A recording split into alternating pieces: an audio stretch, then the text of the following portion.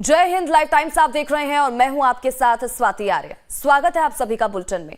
दिल्ली में पॉल्यूशन और दिल्ली वासियों की सांसों के संकट की खबर रोज की बात हो चुकी है, लेकिन एक दो दिन पहले इसमें एक और नई बात जुड़ गई।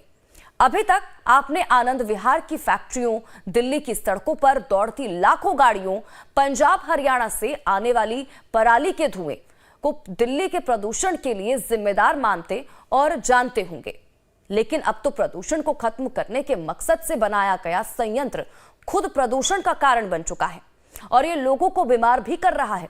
अस्थमा से लेकर कैंसर जैसी गंभीर बीमारियों का जनक बन चुका है।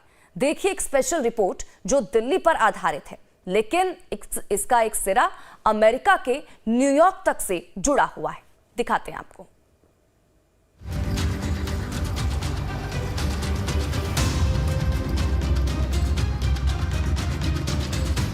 दिल्ली की जमीन से लेकर दिल्ली के आसमान तक प्रदूषण का जो खतरा है, उससे जुड़ी दो तस्वीरें देखनी जरूरी है। पहली तस्वीर है समस्या की और दूसरी तस्वीर है समाधान की कोशिश की। आपके टीवी स्क्रीन पर बाईं ओर जो तस्वीर है वो गाजीपुर में कचरे के पहाड़ की है, जिसकी वजह से आसपास के इलाके की पहचान सालों से कचरे वाले पहाड़ के तौर पर है। दिल्ली में ऐसे एक नहीं 3 कचरे का पहाड़ है और इस बड़ी समस्या के समाधान के लिए ही तिमारपुर इलाके में वेस्ट टू एनर्जी प्लांट का निर्माण किया गया। कचरे से बिजली बनाकर इस पहाड़ और इसके प्रदूषण से दिल्ली को मुक्त करने की कोशिश की गई, लेकिन अब सालों बाद भी ये कोशिश फेल होती नजर आ रही है।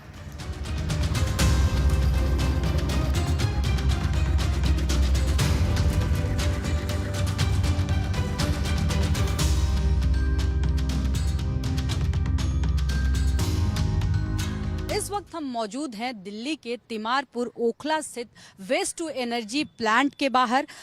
ये प्लांट हालांकि एक ग्रीन मॉडल के रूप में बनाया गया था, लेकिन इस प्लांट से जो निकलने वाली गैस है, जो हवा को इतनी खराब स्थिति में पहुंचा रही है, जो प्रदूषित कर रही है आसपास के एरिया को, न्यूयॉर्क टाइम्स की एक चौंकाने वाली रिपोर्ट आई है सामने। लगभग 5 सालों तक इस रिपोर्ट पे रिसर्च किया गया है, जिसमें बताया जा रहा है कि इस वेस्ट टू एनर्जी प्लांट से जो हवा निकल रही है उसमें इतने घातक रसायन हैं जो कि कैंसर जैसी जानलेवा बीमारी फैलाने के लिए फैला रहे हैं और लोगों को खतरनाक रूप से बीमार कर रहे हैं। आसपास के यहाँ पे रिहायशी इलाके हैं, आसपास में लोग रहते हैं और इस प्लांट की वजह से उन लोगों के सेहत पे क्या असर पड़ रहा है, लोगों के सेहत पे जो उनको फेफड़ों संबंधी, किडनी संबंधी रोग हो रहे हैं, तमाम तरीके की बीमारियां होती हैं, आंखों संबंधी बीमारियां होती हैं। ये जो कचरे से एनर्जी बनाने का, बिजली बनाने का प्लांट लगाया गया सरकार की तरफ से भी, यहाँ पास में ही एनडीएमसी का भी ऑफिस है, ज्वाइंट वेंचर है एनडीएमसी और जिंदल ग्रुप का। इसमें ये कहा गया था कि कचरे से जो है दिल्ली के मुक्ति दिलाने के लिए ये प्लांट बनाया गया और इसको प्लान का मकसद ये था कि दिल्ली को प्रदूषण मुक्त करना। लेकिन इस जो ये प्लांट है, यहाँ नियमों की इस लेवल तक धज्जियां उड़ाई जा रही हैं, जिसकी वजह से लगभग आसपास में रह रहे 10 लाख रिहायशी लोगों का जान जो है वो जोखिम में है। तमाम रसायन ऐसे यहाँ से निकलते हैं जिसकी वजह से आसपास के लोग तमाम तरीके की बीमारियों से जूझ रहे हैं और बीमारी वो भी कैंसर जैसी खतरनाक बीमारी से जूझ रहे हैं। और ये तमाम खतरे की बातें कोई राजनीतिक नहीं, बल्कि दिल्ली से बहुत दूर अमेरिका के न्यूयॉर्क शहर में इस पर रिसर्च किया गया। न्यूयॉर्क टाइम्स अखबार ने इस पर 5 सालों तक रिसर्च के बाद रिपोर्ट पब्लिश की है,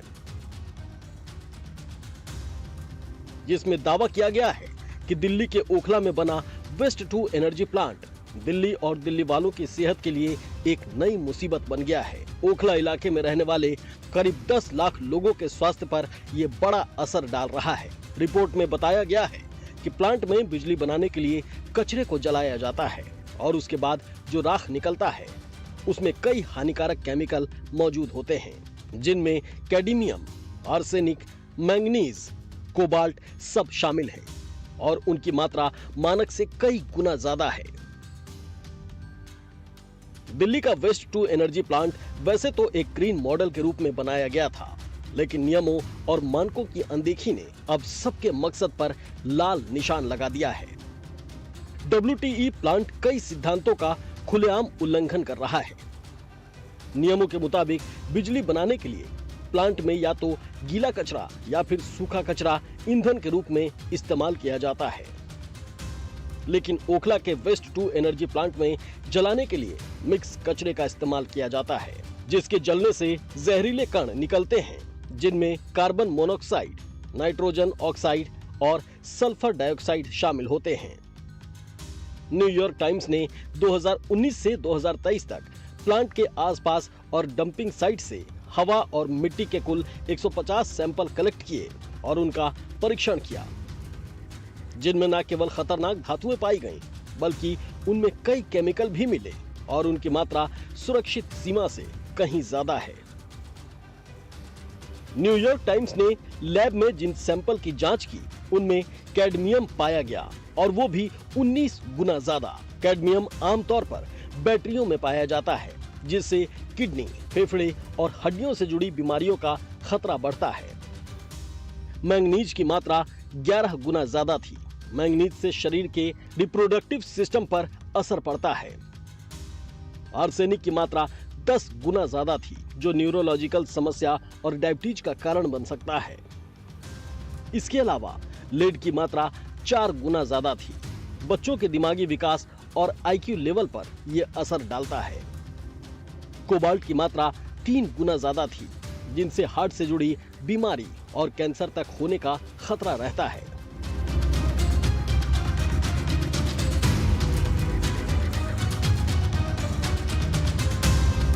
इसमें घातक प्रदूषक होते हैं जो विषाक्त होते हैं, खासकर कैडमियम, मैग्नीशियम, सोडियम। ये जो हेवी मेटल्स हैं, जब ये श्वास तंत्रिका के अंदर प्रवेश करते हैं तो एलर्जी तो हर इंसान को करते ही करते हैं, लेकिन उसके अलावा हमारे फेफड़ों को और हमारी जो पूरी श्वास प्रणाली है उसकी प्रतिरक्षा को बहुत ही घातक रूप से प्रभावित करते हैं।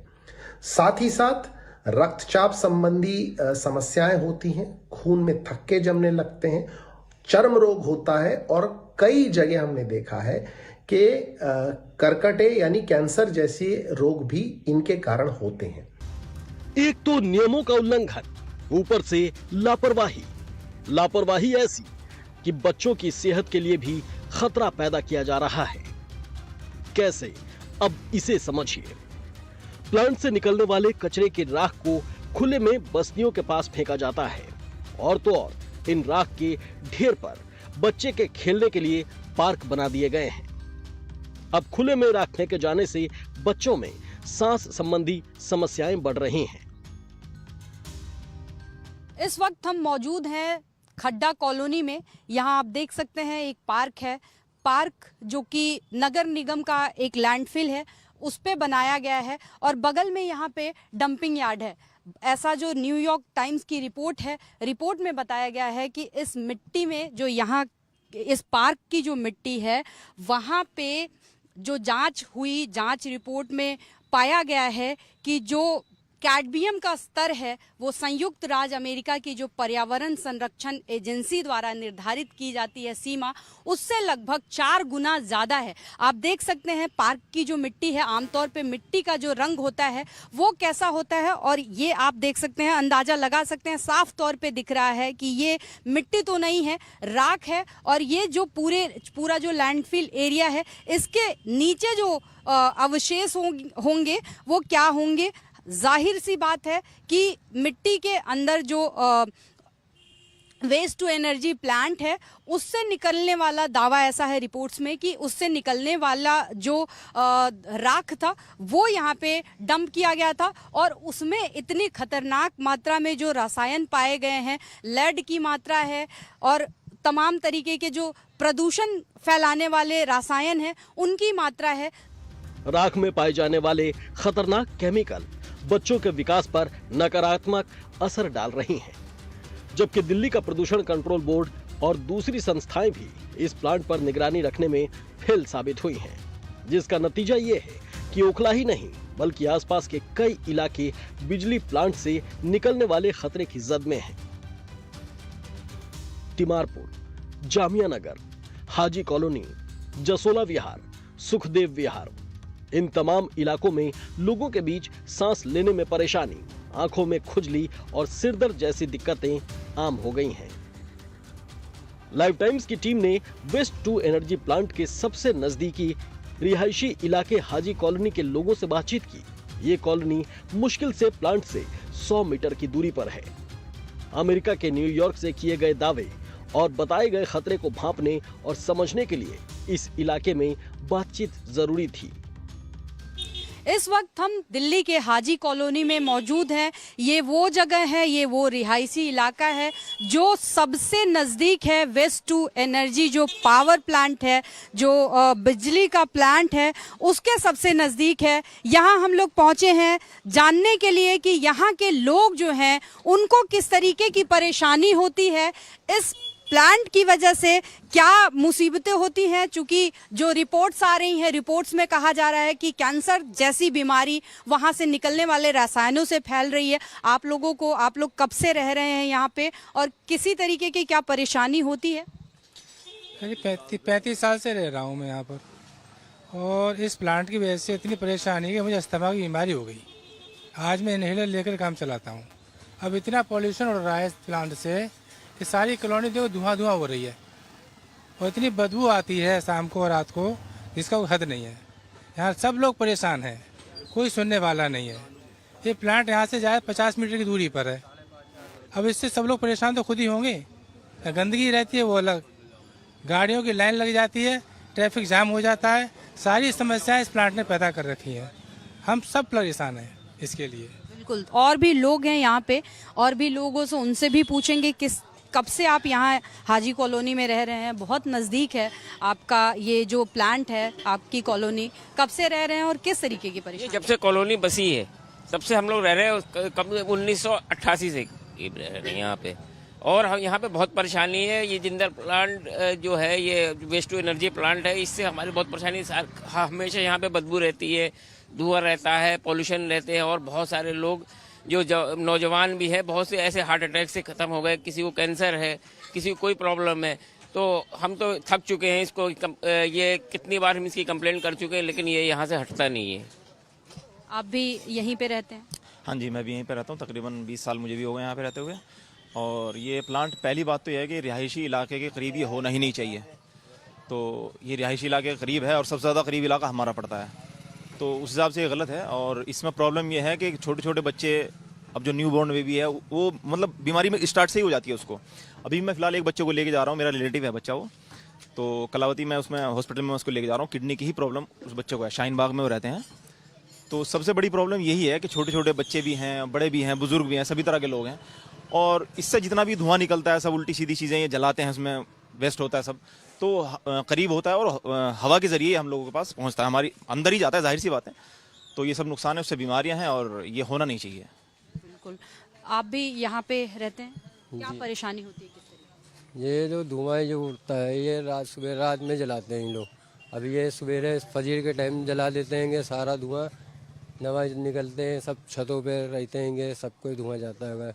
और ये बच्चों को सबसे ज़्यादा, बच्चों हम लोग को जो बूढ़े बुजुर्ग रहते हैं उनको सबसे ज़्यादा बीमारी रहती है इस चीज़ से। बीमारी रहती है। आप कब से हैं यहाँ पे इस कॉलोनी में?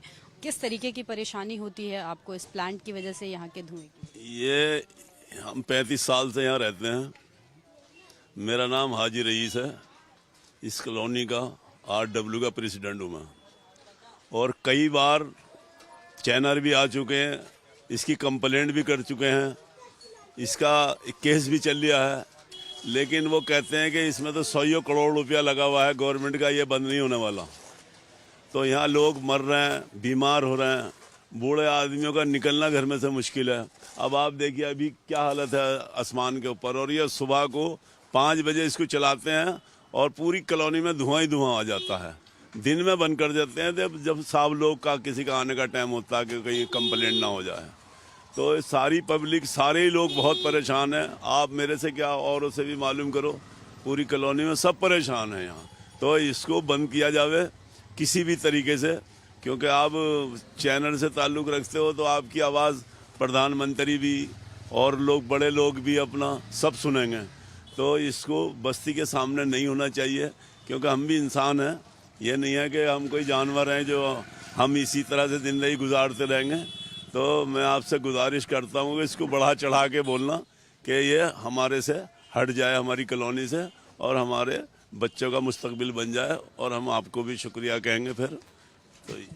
तो ये जो रिहायशी इलाके के लोग हैं लगातार पिछले कई सालों से इस जो वेस्ट टू एनर्जी प्लांट है उसको बंद करने की मांग कर रहे हैं। हालांकि इतने रिहायशी इलाके के करीब होना किसी भी ऐसे प्लांट का जहां से इतने घातक जो रसायन है वो निकलते हैं, मानकों के अनुरूप नहीं है। फिलहाल देखना है कि सरकार की तरफ से क्या कार्रवाई की जाती है। इसका खतरा इतना बड़ा है कि इलाके के लोगों में सिर्फ सांस संबंधी बीमारी, अस्थमा की शिकायत नहीं है, बल्कि गर्भवती महिलाओं के लिए भी बड़ा खतरा है। इसे समझने के लिए हमने सुखदेव विहार में रहने वाली गाइनोकोलॉजिस्ट डॉक्टर नीता मिश्रा से बात की। मैं प्रेग्नेंट वुमेन के लिए बहुत चिंतित हूँ, क्योंकि मैं गायनेकोलॉजिस्ट हूँ। तो प्रेगनेंसी में लेडीज बहुत ज्यादा सफर करती हैं, रेस्पिरेटरी इलनेसेस से, चोकिंग सेंसेशन, सफोकेशन। लोग बाहर वॉक पे नहीं निकल सकते हैं। हम लोग हेल्थ के लिए क्या कहते हैं कि आप बाहर खुली हवा में निकलिए, आप बाहर वॉकिंग कीजिए। हम सबको बताते हैं ये वाली बात। हम अपने मरीजों को यहाँ पे क्या बोलते हैं, सुखदेव विहार एरिया में या आसपास के सरता विहार, जसोला, हम कहते हैं प्लीज अपने दरवाजे बंद रखिए, आपको जो कसरत करनी है घर में कीजिए। हम ये नहीं कहते कि आप खुली हवा में जाइए, क्योंकि वहां पे बिल्कुल विषैली हवाएं हैं, वो इतना प्रदूषण है। अब दिल्ली के लिए नई समस्या बन चुके इस बिजली प्लांट के बैकग्राउंड को भी जान लीजिए।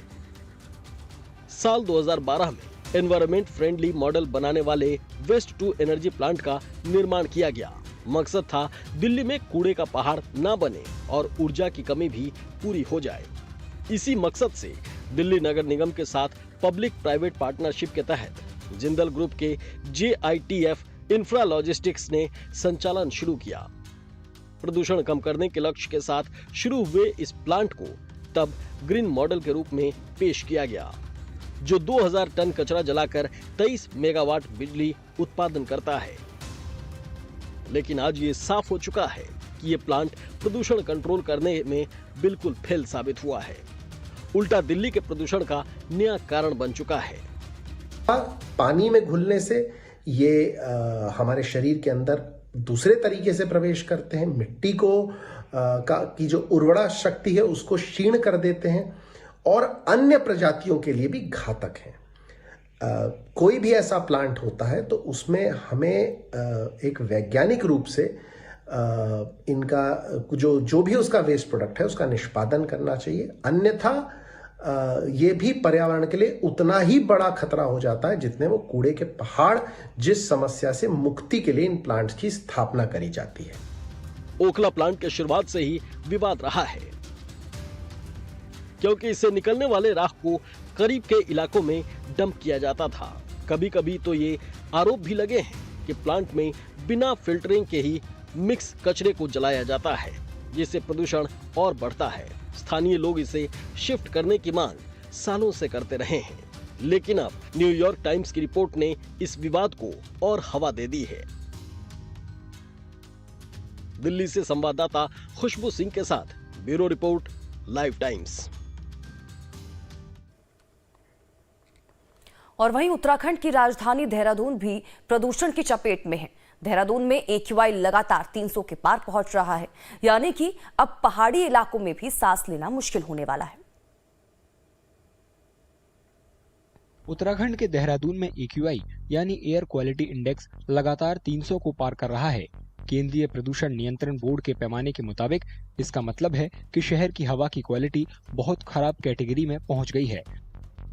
आमतौर पर साफ हवा का मजा लेने वाली उत्तराखंड की राजधानी में बढ़ते AQI ने जानकारों की चिंता भी बढ़ा दी है। वे इसकी वजह शहर में गाड़ियों और उद्योगों से बढ़ते प्रदूषण के साथ साथ पड़ोसी राज्यों में पराली जलाना भी मानते हैं। उनका कहना है कि मौसम के बदलते मिजाज ने हालात को और बिगाड़ दिया है। मुख्य रूप से पूरे इंडो गैंजेटिक प्लेन में एक जो भौगोलिक प्रक्रिया हो रही है जिसको हम लोग टेम्परेचर इन्वर्जन कहते हैं यहाँ पे। तो जितने भी हमारे पोल्यूटेंट्स हैं जो अलग अलग सोर्सेज से आ रहे हैं, इंडस्ट्रियल पोल्यूटेंट्स है या व्हीकुलर पोल्यूशंस है या अन्य राज्यों से जो पराली जलाकर यहाँ पे एयर सर्कुलेशन से आए हैं, तो बेसिकली ये यहाँ लोअर लेवल पे ट्रैप हुए हैं। ऊपर से जो इंडो तिब्बतियन प्लेट से उसकी ठंडी हवा जो यहाँ आई है, तो ये टेम्परेचर इन्वर्जन के कारण पोल्यूटेंट्स ट्रैप हो रखे हैं यहाँ। इसमें उत्तरकाशी और ऋषिकेश तो फिर भी कंपेरेटिवली ठीक है, लेकिन देहरादून की कंडीशन अभी 3-4 दिन से काफ़ी बिगड़ी हुई है और कई बार हम वेरी पुअर स्थिति में पहुंच जा रहे हैं। AQI कई बार 300 क्रॉस भी कर जा रहा है और बेसिकली कोई भी विंड का डिस्पर्सन नहीं हो रहा है, विंड डिस्पर्सन नहीं यानी विंड डिस्पर्सिव नहीं है, तो पॉल्यूशन कंसंट्रेटेड है। और साथ में biomass burning, stubble burning Dehradun में या वेहिकुलर इमिशन जो जाम वगैरह की स्थिति है, उसके चलते पॉल्यूटेंट्स पूरे वैली में ट्रैप्ड हैं। लोगों का कहना है कि प्रशासन ने प्रदूषण की मुश्किल से निपटने के लिए कोई सही योजना तैयार नहीं की है। उनके मुताबिक देहरादून की बढ़ती आबादी ने इसके बुनियादी ढांचे पर बोझ डाला है। इसका एक बड़ा कारण ये भी रहा कि जो देहरादून की भौगोलिक स्थिति है उसको ध्यान में रख करके सरकारों ने कोई ऐसा एक्शन प्लान नहीं बनाया कि जो सड़कों पर गाड़ियों का दबाव बन रहा है, उससे निकलने वाला धुआं और जिस तरीके से देहरादून में कूड़ा व्यवस्था को लेकर के जो चीज़ें नहीं बन पाई, और उसके अलावा जो अन्य क्षेत्रों से जैसे पराली जलाने की घटनाएं जो होती हैं उससे आबो हवा के साथ चीज़ें आती रहती हैं, तो हम उनसे कैसे निपट सकते हैं उसको लेकर के यहाँ कोई एक्शन प्लान नहीं रहा। उसका खामियाजा हम आज भुगत रहे हैं। देहरादून के लोगों का मानना है कि जलवायु परिवर्तन ने भी उनके शहर को सामान्य से ज्यादा गर्म कर दिया है। वे कहते हैं कि प्रदूषण को कम करने की कोशिशों के बहुत कम नतीजे मिले हैं। कहने को बहुत सारी एजेंसीज बनी हुई हैं, प्रदूषण नियंत्रण बोर्ड भी है, NGT भी है, समय समय पर पर्यावरण को लेके हाई कोर्ट और सुप्रीम कोर्ट में याचिकाएं भी दाखिल होती हैं, सरकार अपनी तरफ से काम करती है, पर उतना उस तरीके से रिजल्ट सामने नहीं आ पाया जो प्रयास दिखे हैं। इसी वजह से कि आज हम देख रहे हैं कि इस देहरादून के मौसम में कि अक्टूबर और नवंबर के माह में जब कभी हम स्वेटर और कंबल ओढ़ के सोते थे, आज पंखे चलाने पड़ रहे हैं। तो क्लाइमेट में कितना बड़ा परिवर्तन आया है। डॉक्टरों का कहना है कि देहरादून में बढ़ती निर्माण गतिविधियां भी प्रदूषण बढ़ा रही हैं। उनके मुताबिक जिस शहर को कभी रिटायर्ड लोगों के लिए स्वर्ग माना जाता था, वही अब बुजुर्गों और सांस की बीमारियों से जूझ रहे लोगों के लिए डेंजर जोन बन गया है। हमारा देहरादून है एक बढ़ता हुआ शहर है, तो ऐसे में यहाँ काफ़ी कंस्ट्रक्शन होता है। दूसरा, ठंडा मौसम भी शुरू हो चुका है, तो ऐसे में जो पोल्यूशन बनता है वो लंबे समय तक वातावरण में रहता है। ऐसे में लेकिन जो हमारे सांस के पुराने मरीज हैं, जिसमें स्पेशली ब्रोंकियल अस्थमा या COPD बोल सकते हैं, या फिर ब्रोंकिक्टेसिस होती है जिसमें फेफड़े गल जाते हैं अंदर से, ये सांस की और भी कोई बीमारी, और इसके अलावा सांस के अलावा भी जिनको किडनी फेलियर है, शुगर की बीमारी है, दिल की बीमारी है या कैंसर की बीमारी है, तो ऐसे यह बड़ी उम्र है, ऐसे में इन लोगों को बहुत ज़्यादा सांस फूलने की या उनकी अपनी बीमारी बढ़ने की आशंका बढ़ जाती है। आने वाले दिनों में देहरादून में बारिश की कोई उम्मीद नहीं है। ऐसे में मौसम विभाग को एयर क्वालिटी में जल्द सुधार की कोई उम्मीद नजर नहीं आती। देखिए, मौसम की बात करें तो अगले 5 से 7 दिन में उत्तराखंड में मौसम शुष्क रहने की संभावना है, तो बारिश की अभी कोई संभावना नहीं है। लेकिन जो कोहरे की बात करें तो उत्तराखंड के जो मैदानी क्षेत्र हैं उसमें विशेषकर हरिद्वार और उधम सिंह नगर जनपद है, वहाँ पर कुछ स्थानों पर हल्के से मध्यम कोहरा छाने की संभावना है, जबकि कहीं कहीं जो है घना कोहरा भी छा सकता है अगले जो है 3 दिन में, मतलब कि 14, 15, 16 तारीख में 3 दिन में जो है कहीं कहीं घना कोहरा तक इन 2 डिस्ट्रिक्ट्स में मिलने की संभावना है। लोगों का कहना है कि जब तक अधिकारी प्रदूषण के संकट को गंभीरता से नहीं लेते और समाधान नहीं ढूंढ लेते, तब तक देहरादून की एयर क्वालिटी में सुधार होता नहीं दिखता और उनका शहर देश के सबसे प्रदूषित शहरों से होड़ लगाता दिखेगा। और लाइफ टाइम्स पर खबरों का सिलसिला लगातार